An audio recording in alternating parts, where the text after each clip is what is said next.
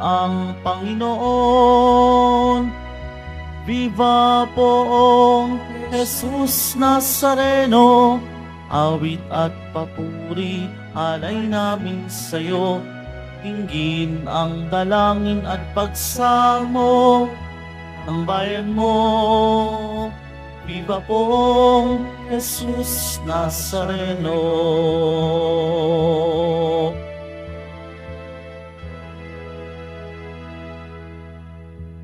Sa ngalan ng Ama, ng Anak at ng Espiritu Santo. Amen.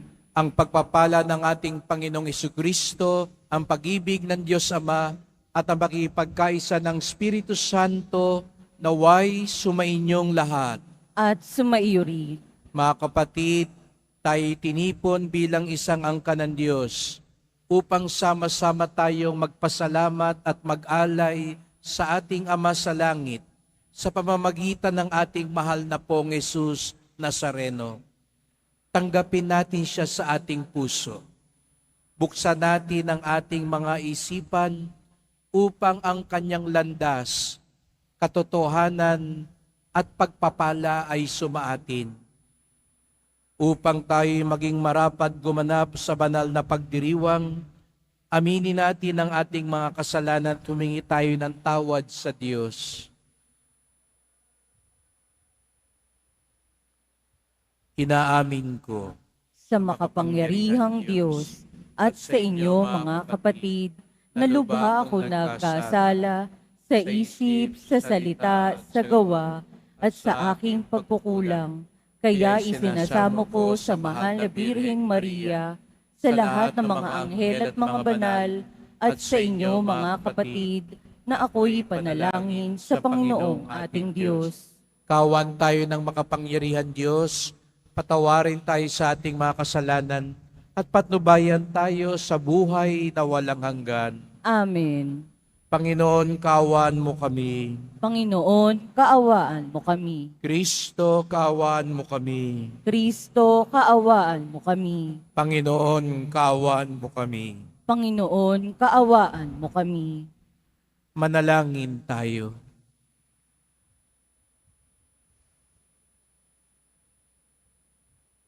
Ama naming makapangyarihan, niloob mong akuin ng iyong anak ang krus at kamatayan upang ang sangkatauhay matubos at mabuhay. Ang pag-ako namin sa krus at kamatayan dito sa lupa, ayon sa diwa ng pagsunod sa iyong loob, na ginanap ng iyong anak, ay magpagindapat nawang aming kamtin ang lubos na katubusan at pagkabuhay sa iyong piling. Sa pamamagitan ni Jesucristo, kasama ng Espiritu Santo, magpasawalang hanggan. Amen. Magsiupo muna ang lahat.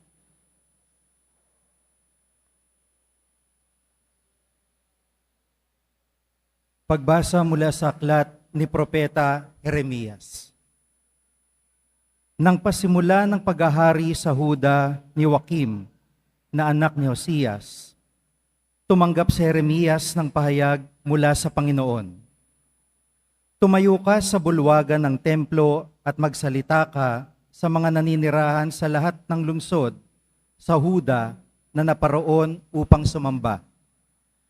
Huwag kang maglilihim ng anuman, baka sakaling sila'y makinig at tumalikod sa kanilang masamang pamumuhay. Kung magkagayon, pahihinuhod ako at hindi ko na itutuloy ang parusang inihahanda ko sa kanila dahil sa masasamang ginagawa nila. Sasabihin mo sa kanila, sinasabi ng Panginoon, kung hindi kayo makikinig sa akin, at kung hindi ninyo susundin ang mga utos ko sa inyo, at di ninyo pakikinggan ang sinasabi ng propetang sinugo ko sa inyo, ang templong ito'y itutulad ko sa silo at gagamitin ng mga bansa ang pangalan ng lungsod na ito sa panunungayaw. Ang pahayag na ito ni Jeremias ay napakinggan ng mga saserdote, ng mga propeta, at ng lahat ng mga taong nasa templo ng Panginoon. Pagkatapos niya magsalita, si Jeremias ay dinakip nila dapat kang mamatay? Bakit nagpapahayag ka sa pangalan ng Panginoon na matutulad sa silo ang templong ito? Mawawasak ang lungsod at walang matitirang sinuman, at siya'y pinaligiran ng mga tao.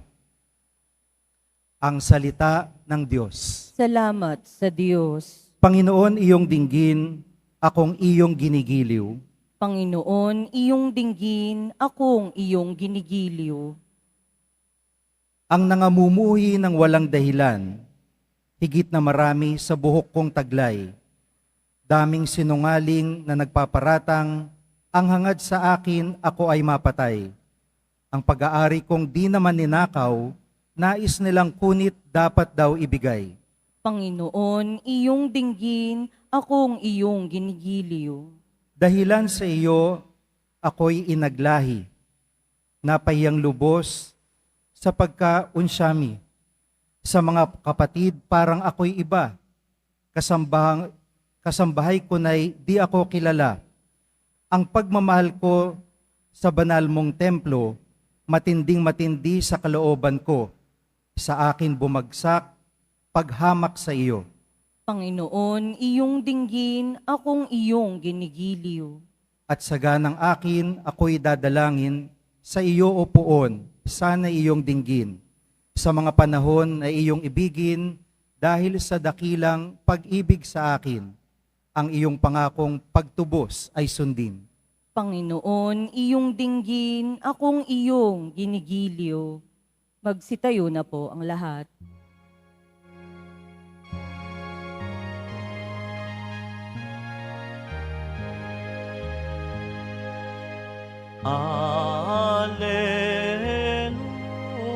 Alleluia, Alleluia, Alleluia, Alleluia.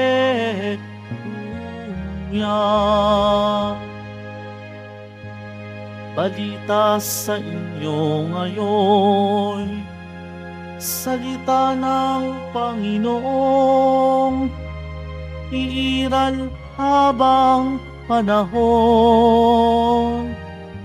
Alleluia, Alleluia, Alleluia, Alleluia.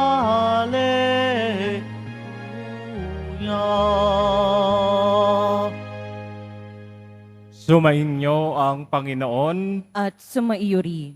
ang mabuting balita ng Panginoon ayon kay San Mateo. Papuri sa iyo, Panginoon. Noong panahong iyon, umuwi si Jesus sa kanyang bayan at nagturo sa kanilang sinagoga. Nagtaka ang mga nakarinig sa kanya. Sabi nila, saan kumuha ng karunungan ng taong ito? Paano siya nakagagawa ng kababalaghan? Hindi ba ito ang anak ng karpintero? Hindi ba si Maria ang kanyang ina? At sina Santiago, Jose, Simon at Judas ang kanyang mga kapatid na lalaki? At dito nakatira ang kanyang mga kapatid na babae, hindi ba? Saan niya natutunan ang lahat ng ito? At ayaw nilang kilanlin siya. Kaya't sinabi ni Jesus sa kanila, ang propeta'y iginagalang kahit saan, liban sa kanyang sariling bayan at sa kanyang sariling sambahayan. At dahil sa di nila pagsampalataya, hindi siya gumawa roon ng maraming kababalaghan. Mga kapatid, ang mabuting balita ng Panginoon. Pinupuri ka namin, Panginoong Heso Kristo. Magsiupo mo na ang lahat.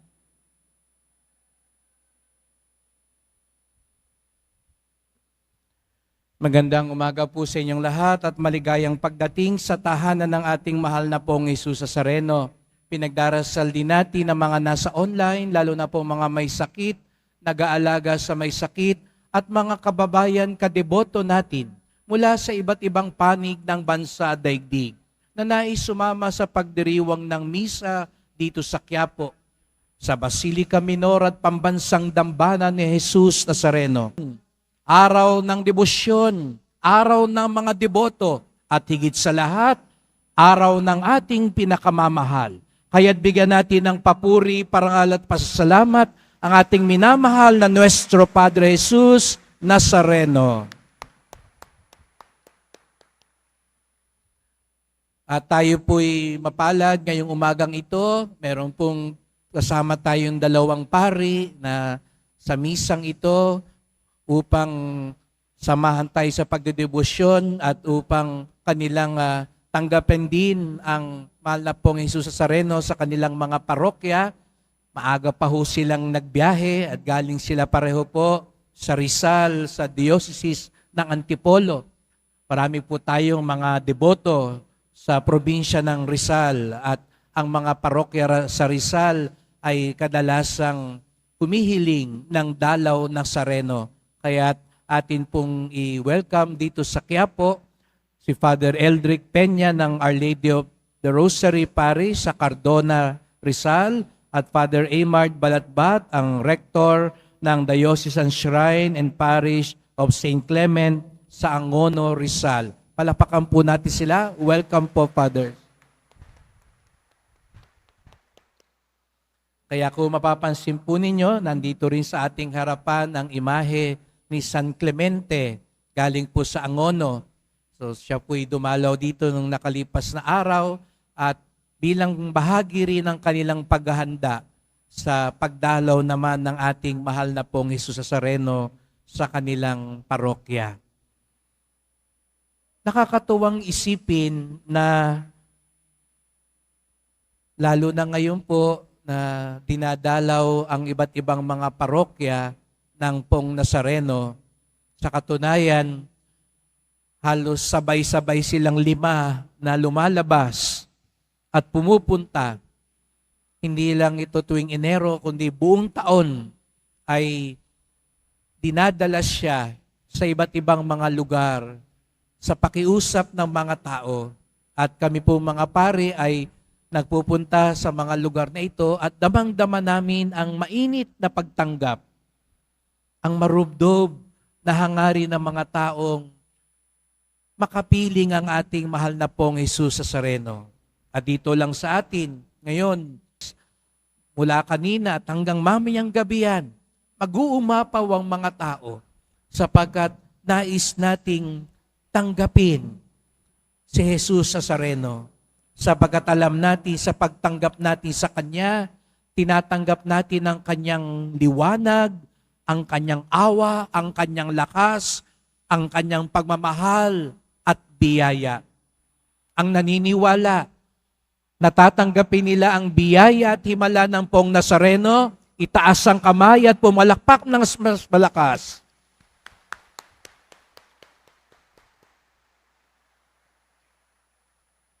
Natitiyak ako na nakakataba ng puso sa ating Panginoon nang makita kayong lahat.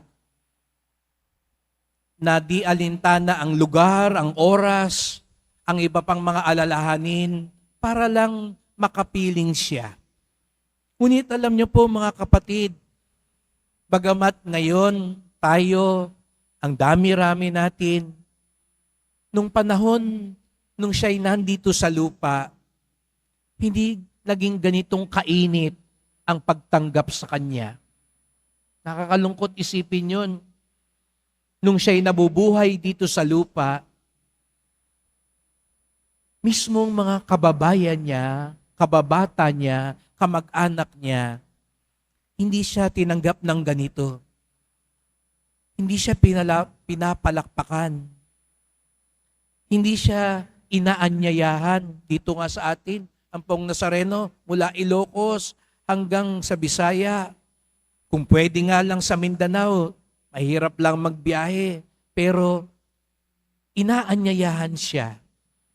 Pero nung panahon niya, hindi siya inaanyayahan. Kinukutya pa siya. Tinatalikuran siya. Kinamumuhian siya. Nakakalungkot isipin yon. Siguro po sasabihin ng iba sa inyo, sana ako na lang nandun. Kung ako lang yan, Kahit mula almusal hanggang hapunan, ako nang bahala sa kanya. Pag-aagawan pa siguro natin kung saan mamamalagi si Jesus Nazareno. Pero bakit? Bakit hindi siya tinanggap ng kanyang mga sariling kababayan, mga kapwa Nazareno at Nazarena? Sinukat siya sa kanyang gawain. Nang umuwi si Jesus Nazareno, na balitaan nila, ito yung taong gumagawa ng himala, nangangaral, nagpapagaling ng mga may sakit. Pero pagbalik niya sa kanyang sariling bayan, anong sinabi ng mga tao matapos makita at marinig siya? Hindi ba yan yung karpintero? Sinukat siya sa kanyang gawain. Kaya ingat tayo.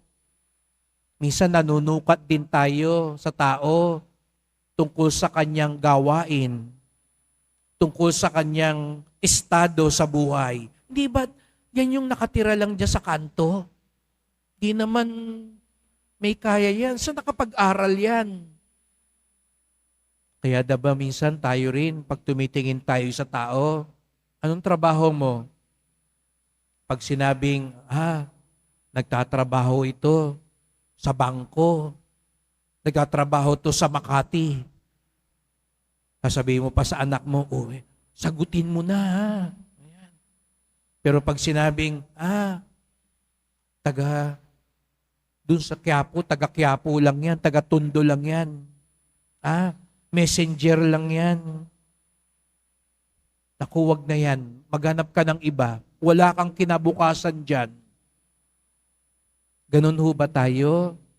Sumusukat sa gawain, sa estado. Tinitignan natin, ano itsura? Hindi marunong pumustura ito. Yung mga damit niya, hindi branded, walang tatak. Yung iba nga may tatak, di nyo alam, peke naman pala. No? Daming ganyan ngayon. No? Pero ganun po ba tayo manukat? Hindi ba yan yung anak ni Aling Maria? Di ba yung pangayong nabuntis dati, bago pa ikasal?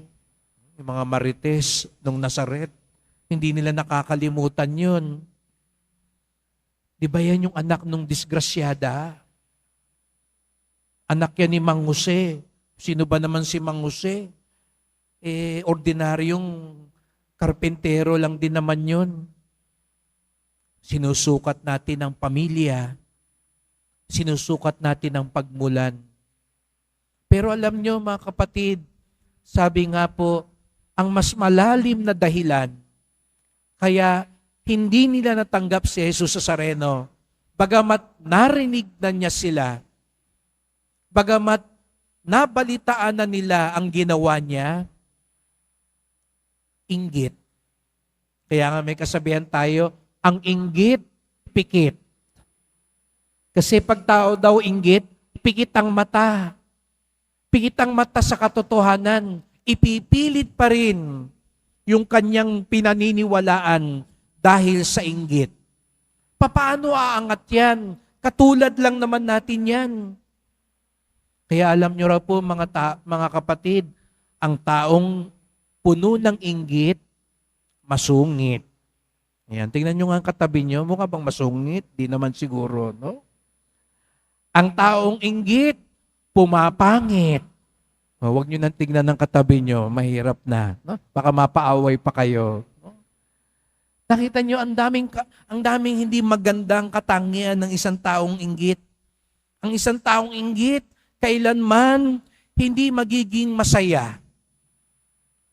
Sapagkat hindi niya matanggap, hindi lang ang kanyang sarili, hindi rin niya matanggap ang kanyang kapwa.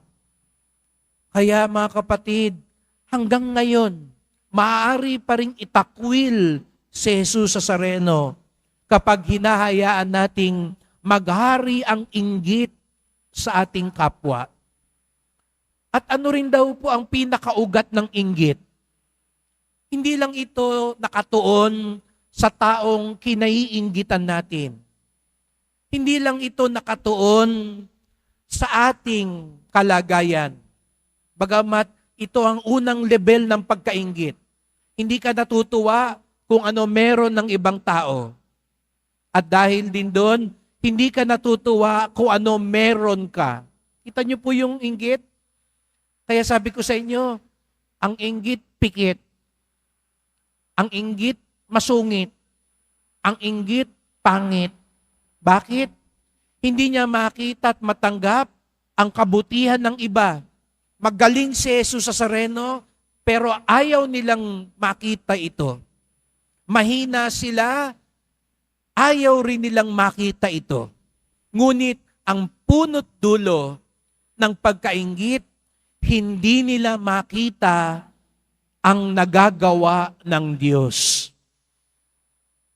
Yun po ang napakalaking pagkakamali ng mga taga-Nazaret. Hindi nila lubos akalain na kayang gawing magaling ng Diyos ang isang katulad nila. Hindi nila sukat akalain na kayang gumawa ng kababalagan ng Diyos ng isang taong ordinaryong katulad ni Jesus sa Nazareno ay pwedeng maging magaling na propeta, na pwedeng maging anak ng Diyos, ang Mesiyas. Kaya sa madaling salita, ang pagkainggit ay pagdududa sa kapangyarihan ng Diyos. Dahil kung naniniwala ka na may magagawa ang Diyos, magiging bukas ang puso mo na kahit ang ordinaryong taong ito, kahit ang ordinaryong sitwasyon na ito, maging ang mga problema at kakulangan natin sa buhay, pwedeng panggalingan ng biyaya. Naniniwala ho ba tayo doon na kahit mga ordinaryong sitwasyon, pwedeng pagmulan ng himala? Maging ang problema mo ngayon, kung may problema ka sa pamilya mo, problema ka sa kabuhayan mo, ano man ang pinagdaraanan mo, pwede pa rin yan maging pagmulan ng kagalakan at kaliwanagan sa buhay kung hahayaan natin gumalaw ang Diyos. Kaya mga kapatid, sa misang ito, kaya tayo narito, wag natin kalilimutan yan. Kaya tayo nandito dahil naniniwala tayo may magagawa ang Diyos. Sabihin mo nga sa katabi mo, may magagawa ang Diyos sa'yo. Maniwala ka lang. Sa kabila, sabihin mo, maniwala ka lang.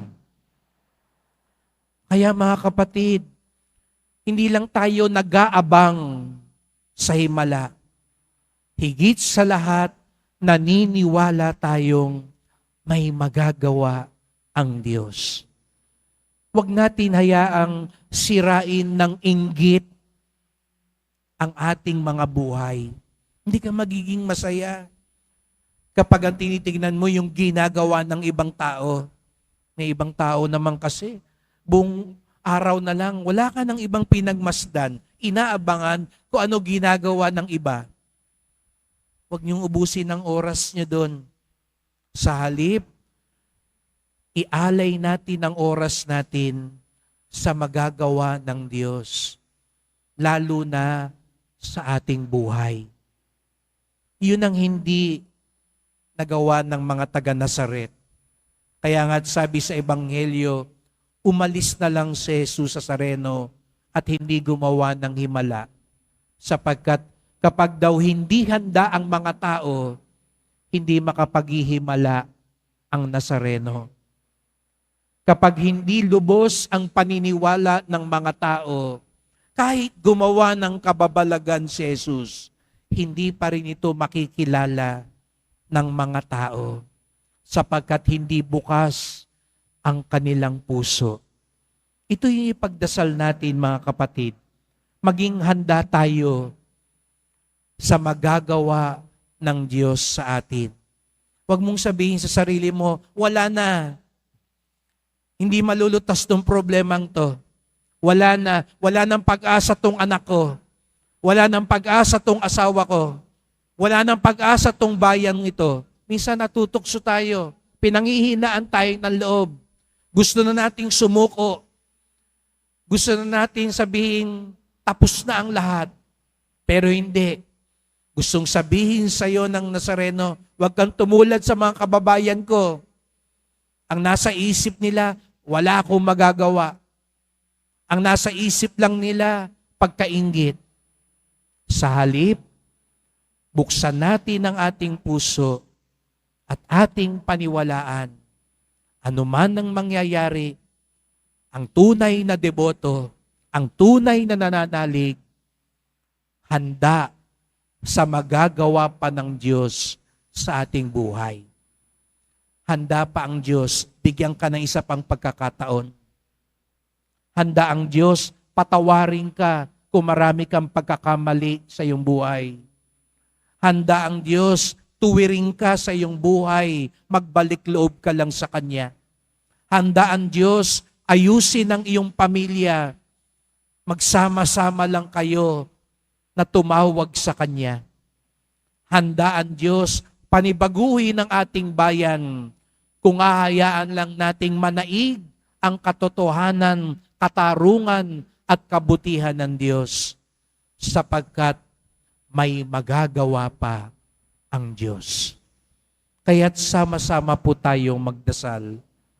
Mahal na pong Jesus Nazareno, narito naman po kami, iyong mga alagad, iyong mga deboto, sapagkat higit sa lahat, naniniwala po kami sa inyong kapangyarihan at kakayanan.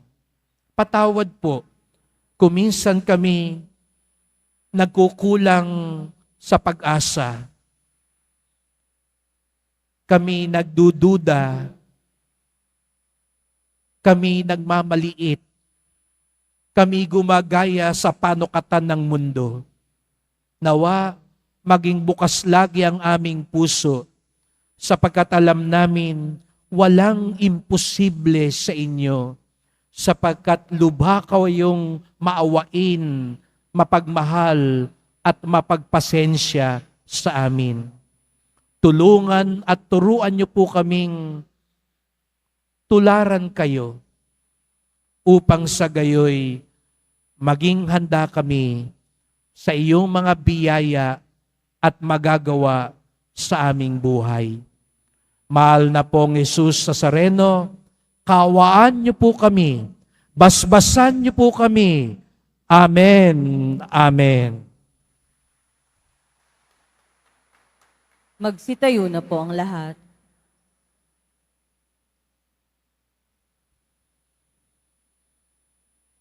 Mahal ko mga kapatid, idulog natin sa mahal na pong Jesus Nazareno ang ating mga kahilingan, taglayang matibay na pananampalataya sa Kanyang pagkadiyos, ang tapat na pag-asa sa Kanyang kapangyarihan at ang maningas na pag-ibig sa Kanyang puso.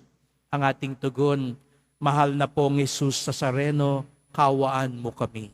Mahal na poong Jesus Nazareno, kaawaan mo kami.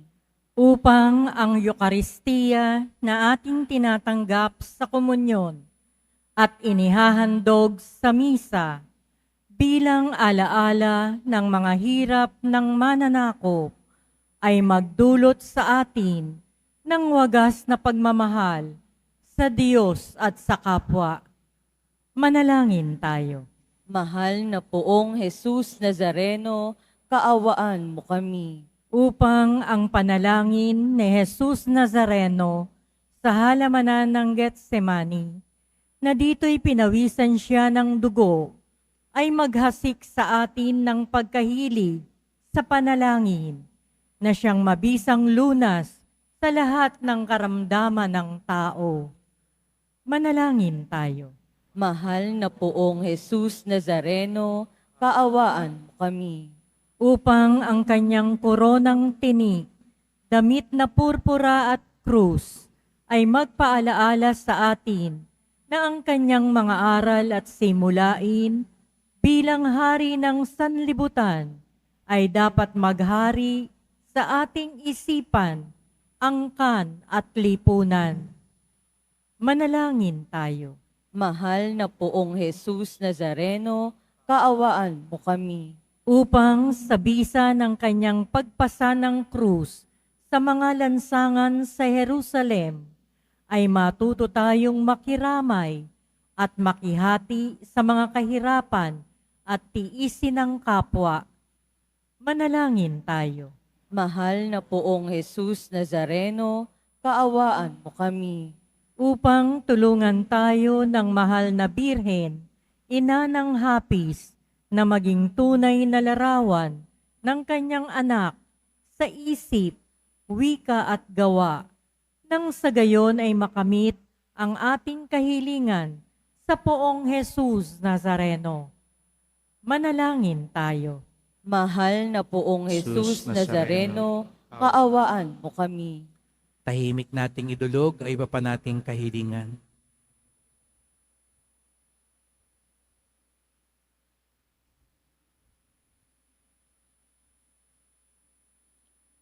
Ama naming mapagmahal, nahayag sa salita, gawa, buhay at kamatayan ng iyong anak na ang Diyos ay pag-ibig.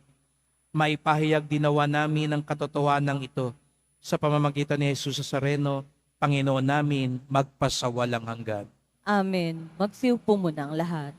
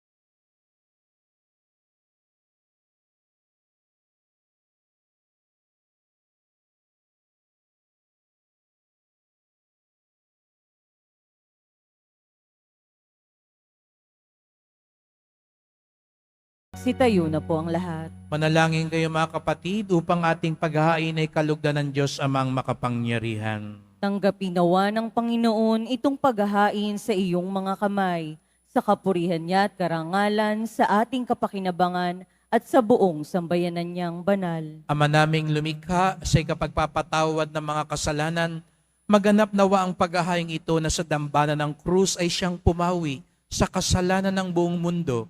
Sa pamamagitan ni Jesucristo, kasama ng Espiritu Santo, magpasawalang hanggan. Amen. Sumainyo ang Panginoon. At sumaiyo rin. Itaas sa Diyos ang inyong puso at diwa. Itinaas na namin sa Panginoon. Pasalamatan natin ang Panginoong ating Diyos. Marapat na siya ay pasalamatan. Ama naming makapangyarihan, tunay ngang marapat na ikaw ay aming pasalamatan. Iyong ipinasyang sa kahoy na krus, ang sangkatauhay tubusin ni Jesus. Sa punong kahoy nagkapuwang ang kamatayan. Sa kahoy na krus itinanghal ang pagkabuhay. Sa punong kahoy na naigang sumuway sa iyo. Sa kahoy na krus, siya'y nadaig ng masunuring anak mo. Kaya kaisa ng mga anghel nagsisiawit ng papuri sa iyo, nang walang humpay sa kalangitan, kami nagbubunyi sa iyong kadakilaan. Santo, Santo, Santo, Panginoong Diyos ng mga hukbo, napupuno ang langit at lupa ng kadakilaan mo. Hosana sa kaitaasan, pinagpala ang naparirito sa ngalan ng Panginoon. Hosana sa kaitaasan.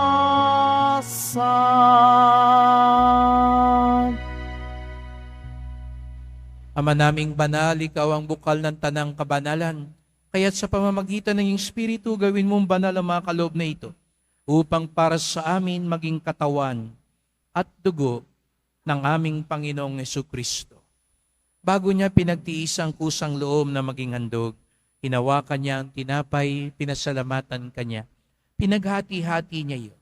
Iniabot sa kanyang mga lagad at sinabi, "Tanggapin ninyong lahat ito't kanin. Ito ang aking katawan na ihahandog para sa inyo."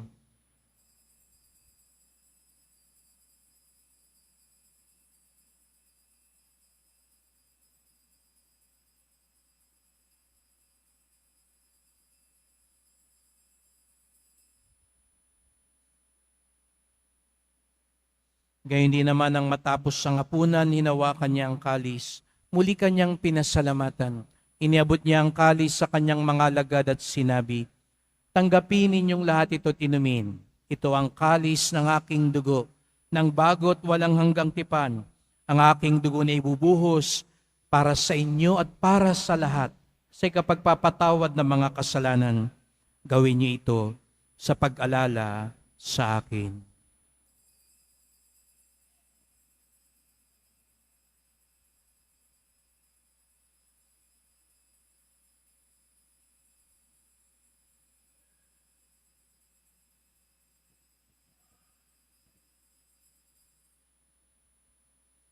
Magsitayo na po ang lahat. Ipagbunyi natin ang misteryo ng pananampalataya. Si Kristo'y namatay, si Kristo'y nabuhay, si Kristo'y babalik sa wakas ng panahon. Ama, ginagawa namin ngayon ang pag-alala sa pagkamatay at muling pagkabuhay ng iyong anak. Kaya tinalay namin sa iyo ang tinapay nagbibigay buhay at ang kalis na nagkakaloob ng kaligtasan. Kami nagpapasalamat dahil kami yung minarapat na tumayo sa harap mo para maglingkod sa iyo. Isinasamo namin kaming magsalo-salo sa katawan ng dugo ni Kristo'y mabuklod sa pagkakaisa sa pamamagitan ng Espiritu Santo.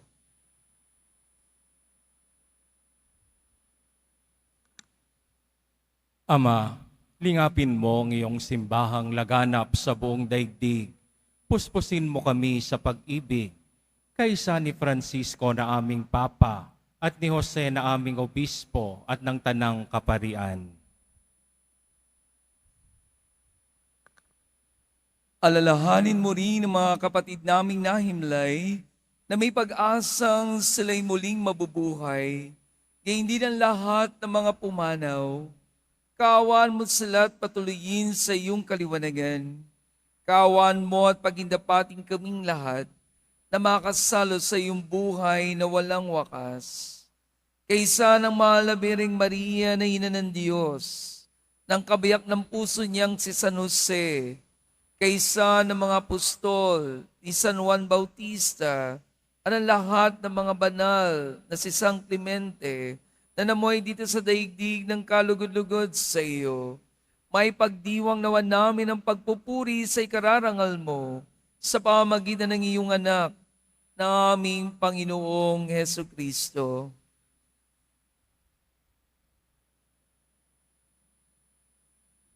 Sa pamamagitan ni Kristo, kasama niya at sa Kanya, ang lahat ng parangal at papuri ay sa iyo, Diyos Amang makapangyarihan, kasama ng Espiritu Santo, magpasawalang hanggan. Amen. Amen. Amen.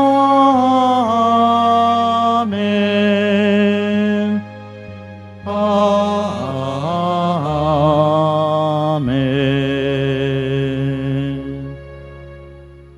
may magagawa ang Diyos sapagkat siya'y Ama natin. Sama-sama tayong umawit ng Ama namin.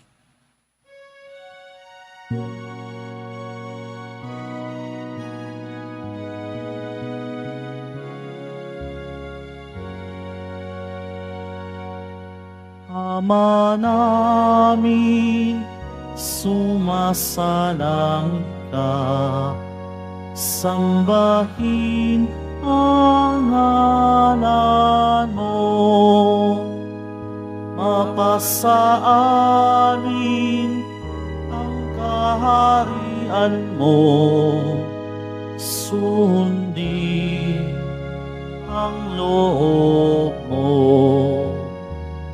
Dito sa lupa, para ng sa langit.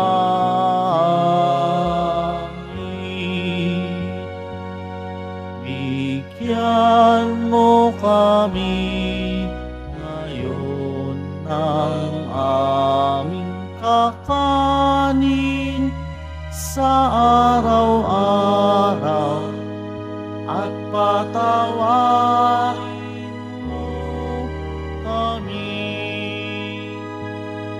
sa aming mga sala, para ng pagpapatawad namin sa nagkakasala sa amin, at huwag mo kami ipahintulot sa tukso, at iadya mo kami sa lahat ng masama.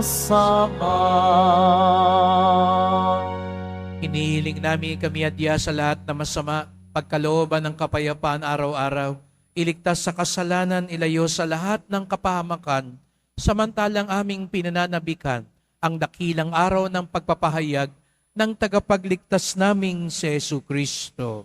Sapagkat iyo ang kaharian at ang kapangyarihan at ang kapurihan magpakailanman. Amen. O Panginoong Jesucristo, sinabi mo sa iyong mga apostol at ngayon sinasabi mo sa amin lahat dito, kapayapaan ang iniiwan ko sa inyo, ang aking kapayapaan ay binibigay ko sa inyo. Tungayan niyo pong aming pananampalataya, huwag pong aming mga kasalanan, at pagkalooban kami ng kapayapaan at pagkakaisa, ayon sa iyong kalooban, kasama ng Espiritu Santo, magpasawalang hanggan. Amen. Ang kapayapaan ng Panginoon ay laging sumainyo. At sumaiyo rin. Magbigayan tayo ng kapayapaan ni Kristo sa isa't isa. Kordero ng Diyos na nag-aalis ng mga kasalanan ng sanlibutan, maawa ka sa amin. Kordero ng Diyos na nag-aalis ng mga kasalanan ng sanlibutan, maawa ka sa amin. Kordero ng Diyos na nag-aalis ng mga kasalanan ng sanlibutan, ipagkaloob mo sa amin ang kapayapaan. Magsiluhod po ang lahat.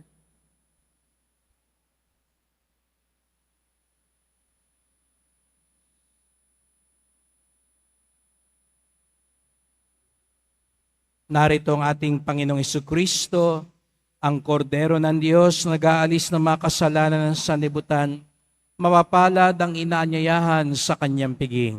Panginoon, hindi ako karapat-dapat na magpatuloy sa iyo, ngunit sa isang salita mo lamang ay gagaling na ako.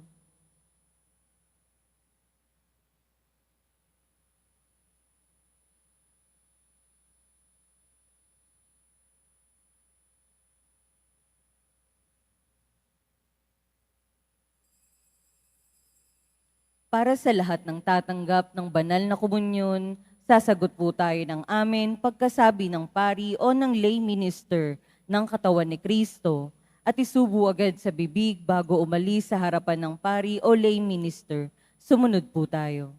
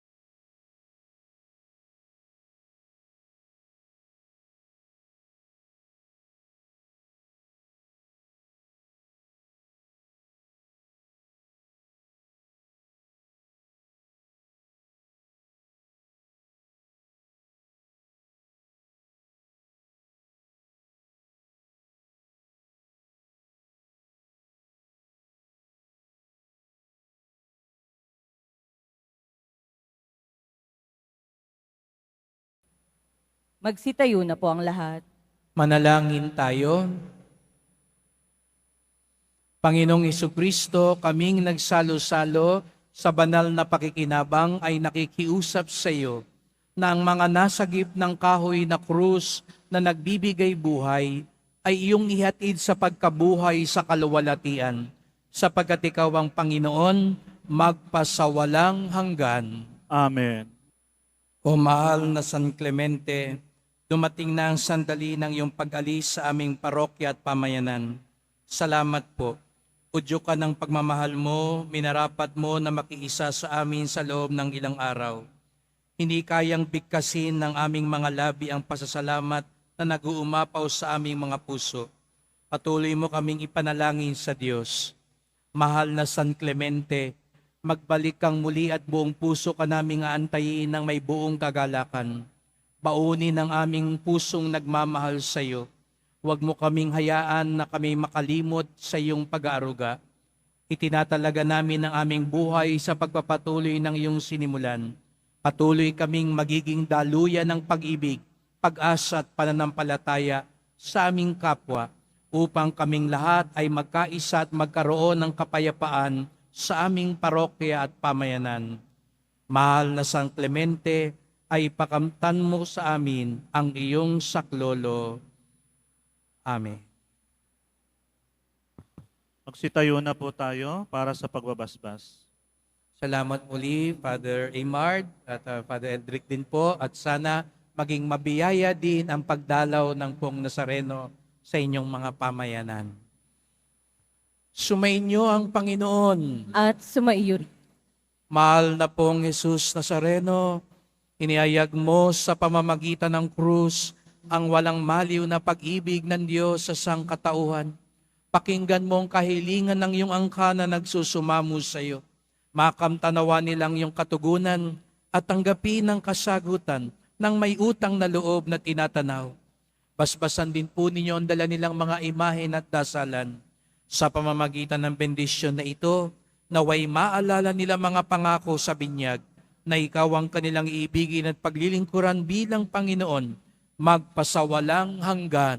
Amen. Sasamahan po ko ng mga kapatid kong paring basbasan kayo at pagpalaing kayong lahat ng makapangyarihang Diyos, Ama at Anak at Espiritu Santo. Amen. Pumayo kayong taglay ang pag-ibig at awa ng Poong Jesus Nazareno. Salamat sa Diyos.